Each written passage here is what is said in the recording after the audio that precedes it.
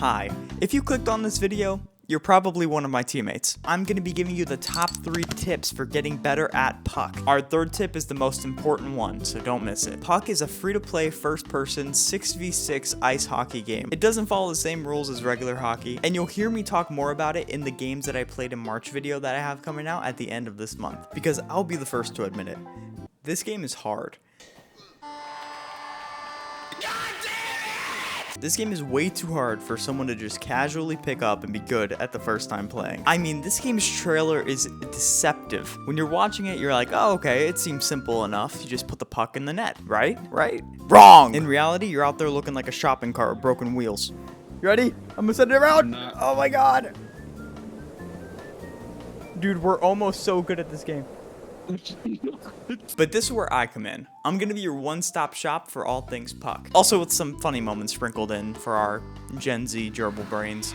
Getting scored on by a Canoe. So let's start off with the controls. Even though they're listed right here, I still feel like there's a lot of things that this game doesn't tell you when it comes to controlling your character, the puck, and your stick. First of all, obviously, as we all know, WASD to move. I know, shocking.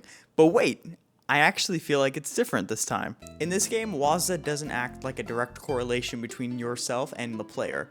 Instead, it performs more so like an accelerator and a decelerator, with W increasing your speed and S decreasing your speed. A and D are basically pretty much the same, however, it is affected by your momentum. Turning in this game is super slow if you don't do it correctly, so just using A and D might not cut it. Next, let's talk about Alt. Alt is the best way for you to quickly slow down and or stop. Think of it like a regular old hockey stop. This can be very useful for when you're approaching a wall or another player and you need to quickly avoid them. Or if you want to perform a deke and absolutely just flex on everybody in the server like I did here.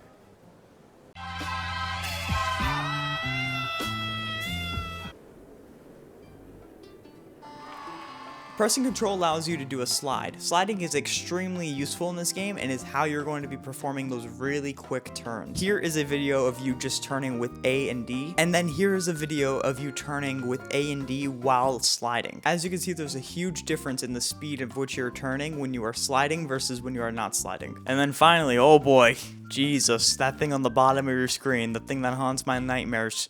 The sprint bar. Shift is probably the most used, but least understood control. Like I deadass don't know if the developers even know how to use this thing. It's been changed like 4 different times. It acts as your sprint. You always want to have at least some sprint left in your meter in the event that there's a breakaway or a loose puck that you need to catch up to. The best thing I could recommend is just keeping it above the red line here. You see, when the stamina bar goes below the red line, it actually replenishes extremely slow compared to when you are keeping it above the red line. Your sprint bar also gets consumed when you're doing things like jumping. Jumping takes about 1/8 of your stamina bar, so just about this much. So when you put all these things together, you can make moves like this. 22, you got this. Look, I'm not saying I'm a pro, okay? I'm not saying I'm a pro, but I'm pretty good. Now let's talk about the stick. While movement controls help you navigate the ice, your stick is a key tool for puck control and making your opponents look like, well, making your opponents look dumb as hell.